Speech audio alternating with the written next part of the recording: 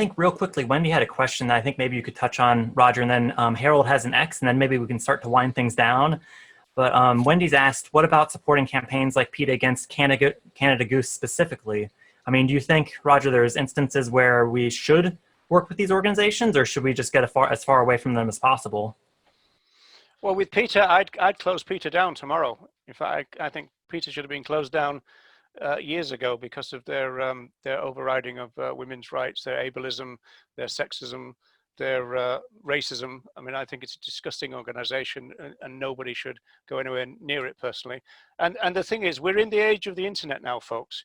We don't need these big mega book corporations anymore. We can do it ourselves.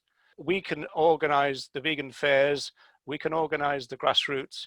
We can organize the big events, the marches. You know, this goes back to social movement theory. In social movement theory, what you tend to get is this kind of situation, this kind of linear development where a once radical group like PETA, and in the kind of in the literature of this, the example that is given is Greenpeace International, you know, Save the Whales, who were very radical at the beginning, and now they're kind of a big multinational corporation. And that's kind of what's happened to PETA. When they started, they were very radical. They worked with Francione.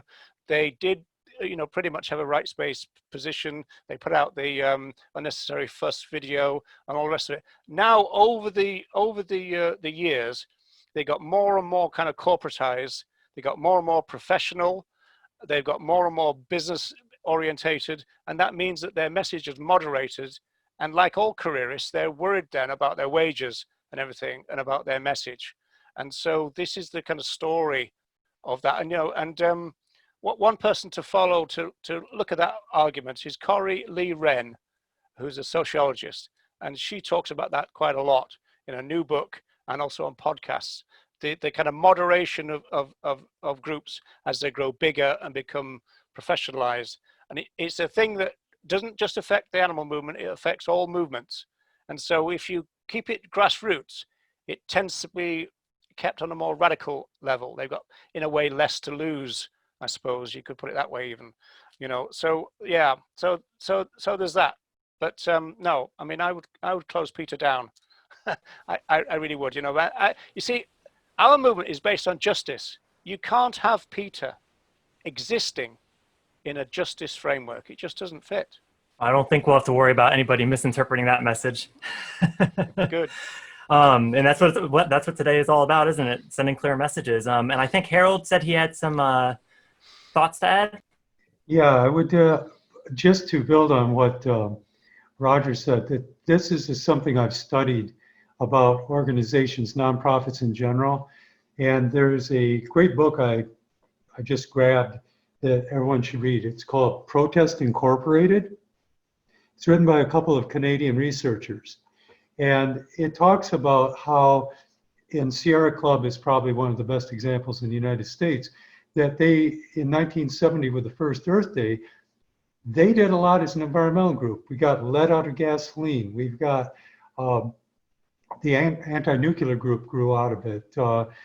And all these things that we did for the environment because it was a grassroots organization.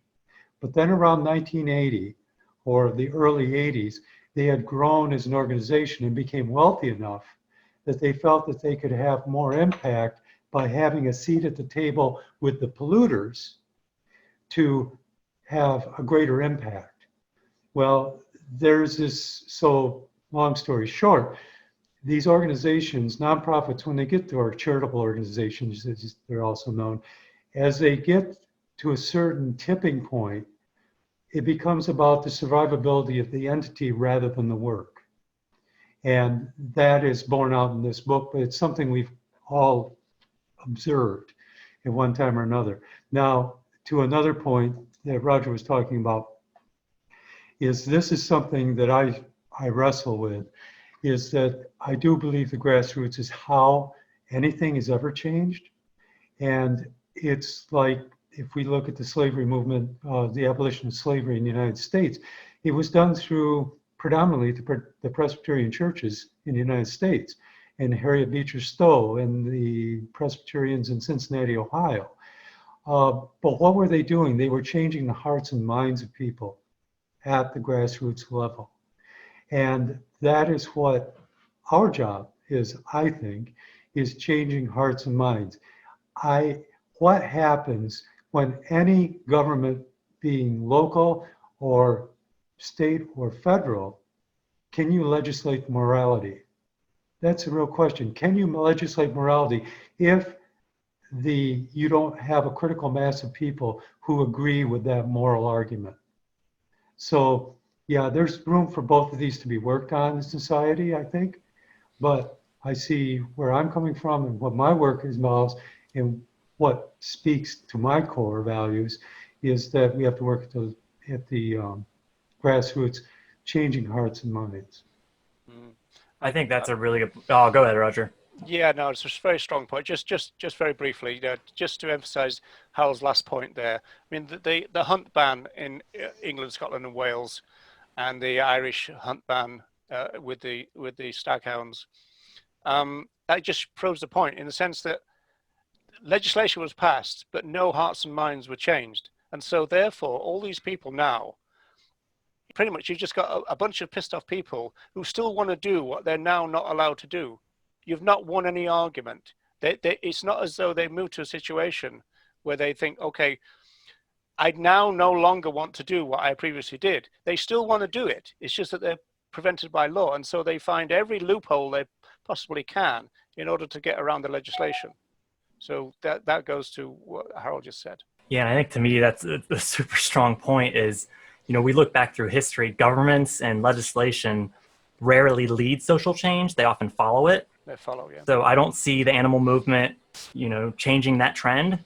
I could be wrong. It'd be great if they started to pass legislation that was abolishing it before the critical mass hit. I just don't see that happening.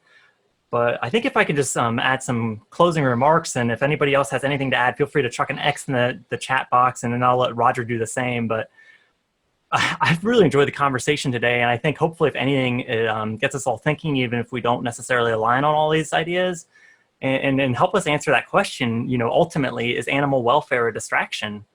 And I'll leave that as a bit of a rhetorical question. I think we've explored that in fair depth today, but I think there's definitely more opportunity to do so. We've been doing those, for those of you who've been following us, we've been doing the Facebook Live videos for a few weeks now, and we're trying the Zoom thing out, and I think it's been really good for interaction, which to me is at the heart of exploring these new ideas, is the more voices, the better.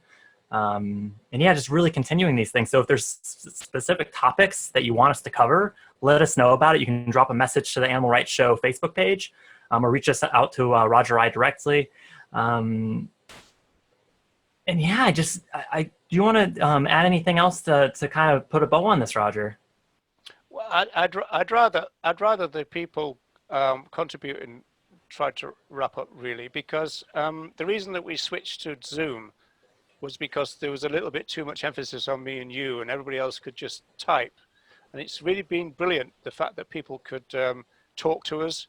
And we even wanted people to be able to talk to each other as well. And this is the kind of thing that we're moving forward. We're trying to create this place as a kind of like a seminar or a dialogue box or something like that, where people can speak to each other. It's not a question of we're not setting ourselves up as experts or anything like that.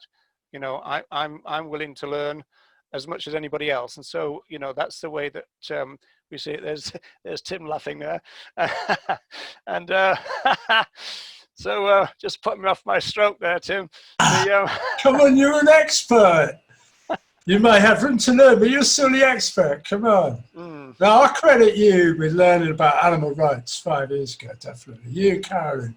No, I'm an anarchist. I'm not an expert. I don't believe in hierarchy. No, I agree with you. Okay, but you're pretty knowledgeable anyway. I like the fact you're still doing it. That's the main thing.